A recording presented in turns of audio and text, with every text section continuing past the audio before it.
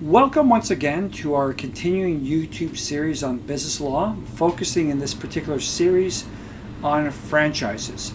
My name is Christopher Neufeld of Neufeld Legal, and in this particular YouTube video, we will be discussing the importance of speaking with existing franchisees prior to your own buy-in to a particular franchise system.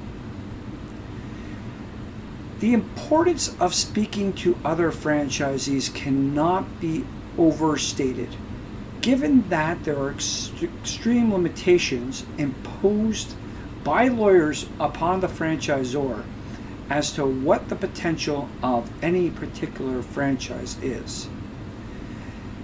It is drilled into everyone who speaks with a franchisee in the promotional process that they cannot give them projections or estimates as to how profitable and how successful they will be. They will reference other people, but they will always refrain from committing to telling you that your business will or will not be profitable. Some might inadvertently and accidentally do so, but for the most part, they will refrain, and the documentation will consistently mention that.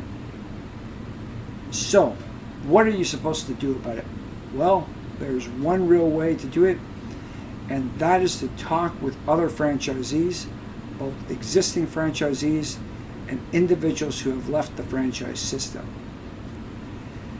Unfortunately, a lot of these people are going to be reluctant to tell you about their own financial state of affairs, especially since you're cold calling them and coming out of nowhere, and they don't know you from the hole in the wall, such that they might be concerned that in speaking too much with you, that they might in fact be talking to the franchisor's representatives, trying to elicit information, which is very unfortunate, but is a reality. Nevertheless, you really need to push on it and really try to talk to franchisees as to what they are effectively feeling in the franchise system. With that being said, it might not be the most advantageous thing to push on financial numbers, at least not in the beginning. Instead, what you should be focusing on is the positives and the negatives associated with the franchise system. Asking, what challenges have you felt in particular? What things could you have done better? How do you find the franchisee support system to be in place? Where do you see improvements in your own particular franchise operation? Then you can move on to more delicate questions about profitability, the amount of royalties, the challenge that they are finding operating with a franchise system.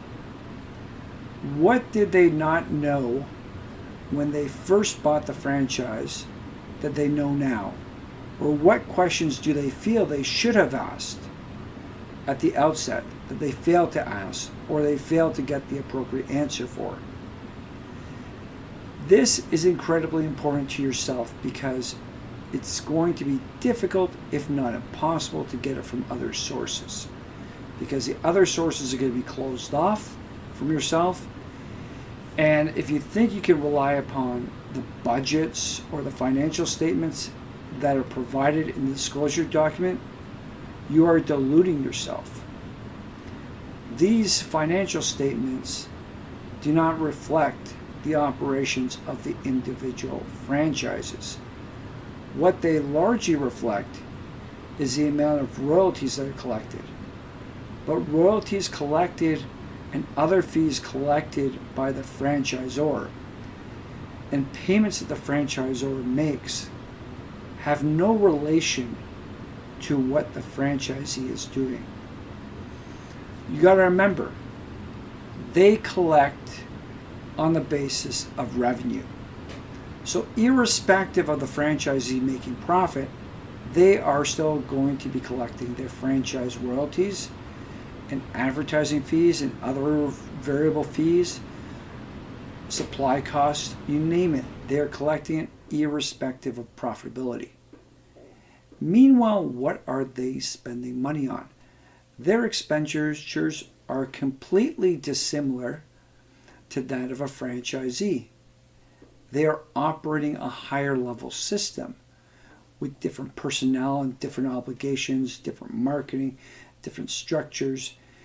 And given that they often feel that they are entitled, they spend money freely and willy-nilly because the people who are doing the real work are the franchisees. So, what information is provided to you by the franchisor is not sufficient. What you need to do, and you need to do it in a smart and judicious manner, is try to glean as much information as possible from other franchisees. Naturally, there are other ways to also gain some information through the internet and through other systems, but you should never discount the value that you may be able to get from those other franchisees if you approach it correctly. We hope this YouTube video has been insightful. You like it, you subscribe to our channel, and you're able to utilize the information that we provided to you to advance your opportunity in the franchise realm successfully and to make it a profitable venture. We wish you all the best and look forward to seeing you again in our continuing YouTube video series. Thank you.